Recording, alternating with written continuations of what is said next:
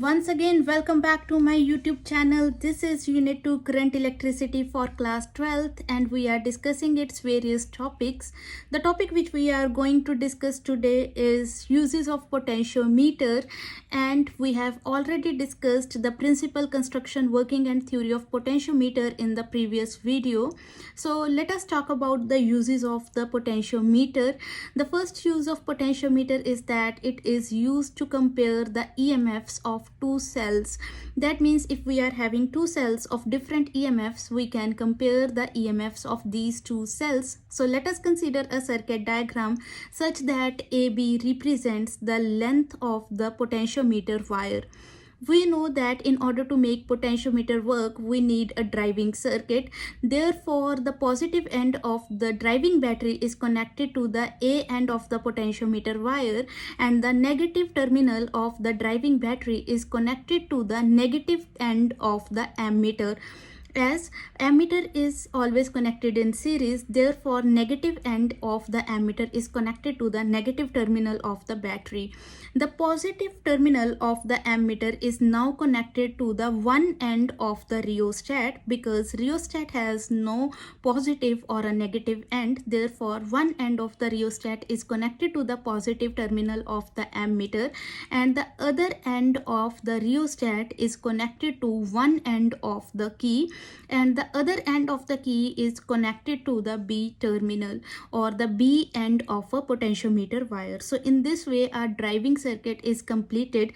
Now we need to connect the two cells of different EMFs in this circuit so that we must be able to compare the EMFs of two cells. Let us say we are having first cell of EMF E1, which is connected in such a way that the positive end of the cell of EMF E1 is connected to the A end, and the positive end of the cell of EMF E2 is also connected to the A end of a potentiometer. Now, for the two cells of EMF E1 and E2, the negative terminals are set free. Now we will connect these negative terminals with a two-way key. So in order to connect these negative ends with the two-way key, we will be having a two-way key such that negative end of the E1 cell is connected to one end of the two-way key, and we will name that end as S1. And there is a common end of the two-way key. That common end will be connected to the galvanometer, and the E2 cell has its negative terminal connected to the S2 end of a two-way key. The free end of the galvanometer is now connected to jockey, which is free to slide along the wire of the potentiometer. Now, first of all, what we need to do, we will have to connect the cell E1 in the circuit. In order to connect the cell E1 in a circuit, we will plug in the key between S1 and S, and we will slide the jockey along the length of the wire AB. So when we will plug in the key between S1 and S, then with the help of galvanometer, we will be getting the balancing point, and we will slide the jockey such that jockey will give us the balancing point at J1 point. So let us mark the J1 point where we will be finding the balancing length for the cell of EMF E1.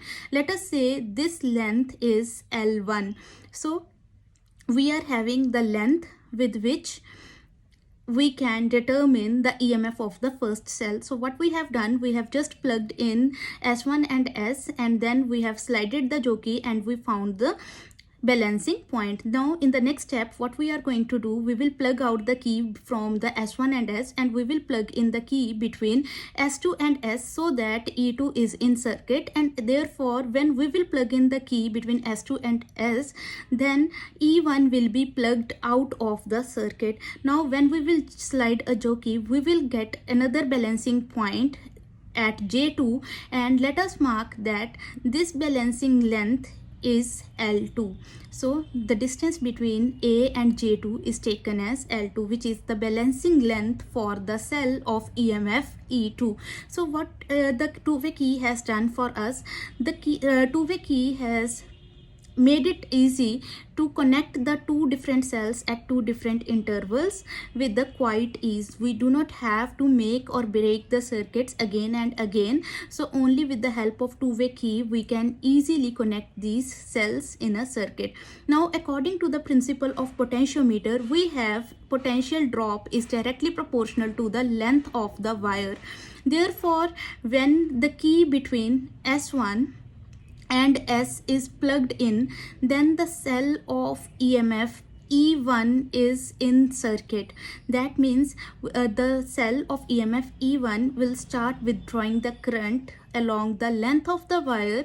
That means when S1 and S are connected with the help of key, then E1 is in circuit. Therefore, as per principle of potentiometer, E1 is directly proportional to L1, or we can say E1 is equal to KL1, which is equation number 1, and K is the constant of proportionality. Now, when we will plug out the key from the S1S end and we will plug in the key between S to S, then E1 will move out of the circuit. So in this way we will remove E1 out of the circuit without breaking the connections, and we will plug in the key between S2 and S, so that now the another cell of EMF E2 is in circuit.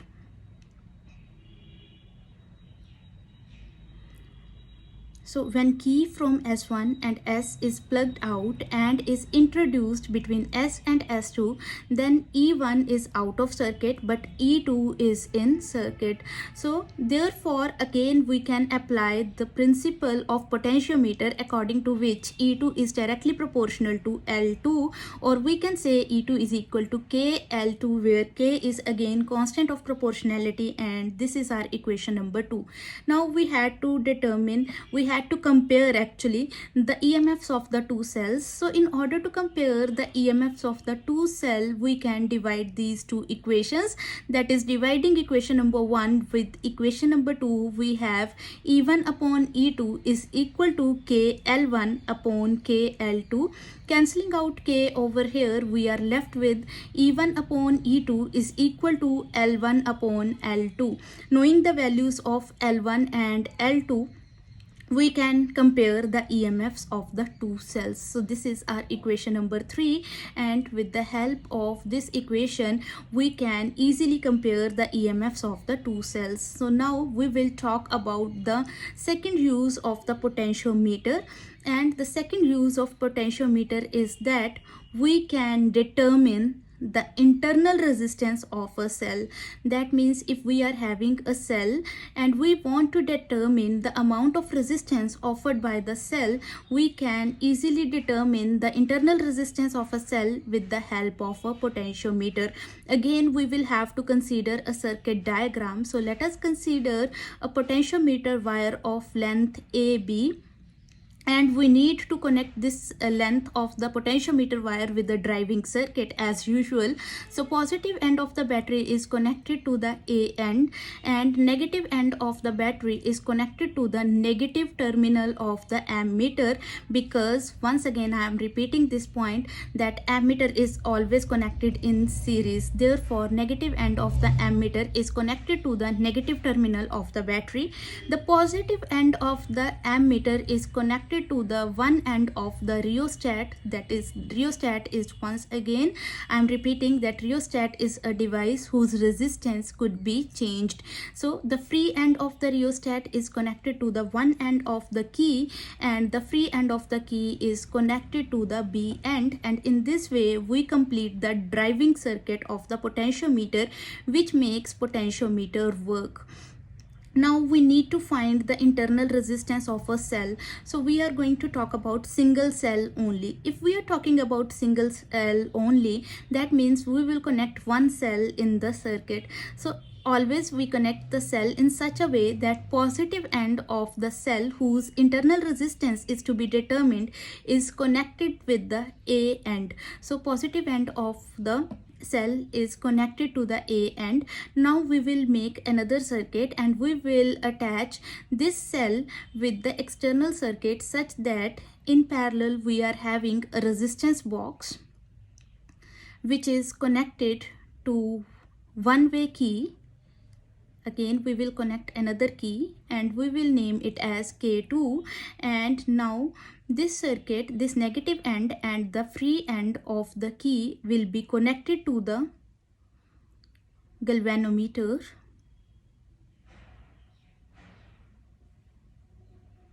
So we will connect these two ends together with the galvanometer, and the free end of the galvanometer is connected to jockey, which is once again free to slide along the length of the potentiometer wire. So why we have made this circuit, I will make you clear.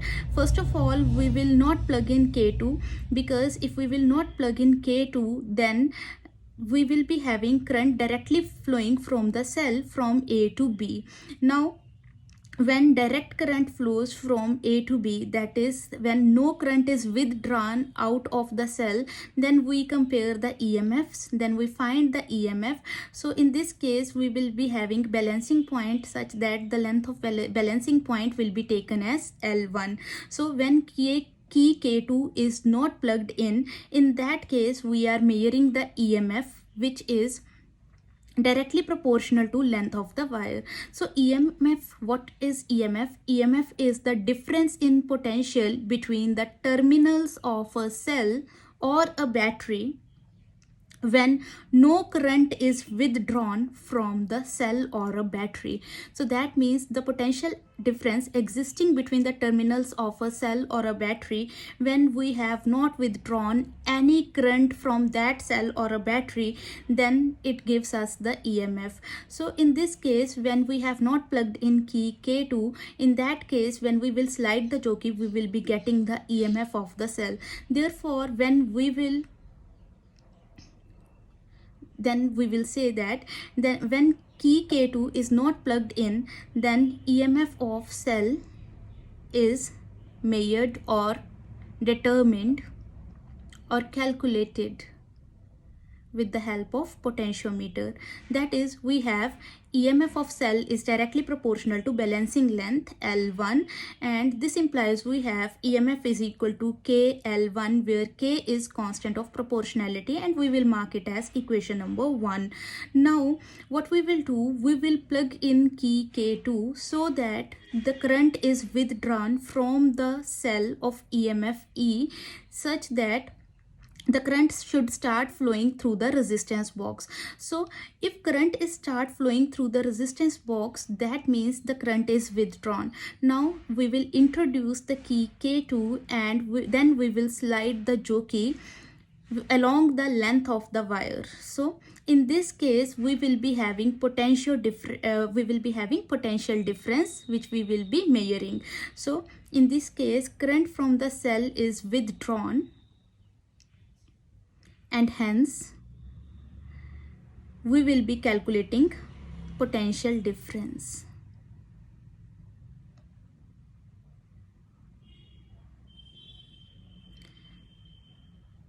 Therefore, this time on sliding the jockey,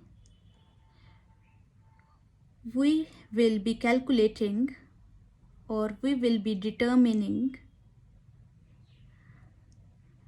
potential difference.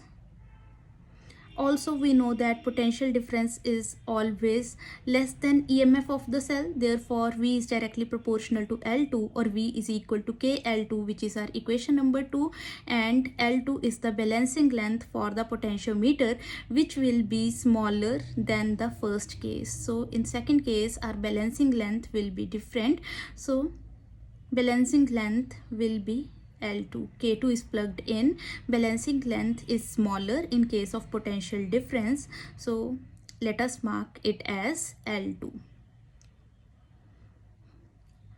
Now we want to determine the internal resistance of the cell, and we know in order to determine the internal resistance we have formula small r, that is internal resistance is equal to E minus V whole divided by V into R. So therefore using equation 1 and 2 in the above equation, we have internal resistance small r is equal to KL1 minus KL2 divided by KL2 whole multiplied by R, capital R, that is the resistance from the resistance box. Therefore R is equal to, taking K common, R is equal to K L1 minus L2 upon K L2 whole multiplied by R, and cancelling out K over here, we are left with small r, that is internal resistance of cell, is equal to L1 minus L2 upon L2 whole multiplied by R. Knowing the values of L1, which is balancing length for EMF, L2, which is balancing length for the potential difference, and R, resistance from the resistance box, we can determine the EMFs of the cell. So sorry, internal resistance of the cell. So I hope you have understood the concept. If yes, then do not forget to press like, subscribe and share button, and do press the bell icon to get the latest notifications on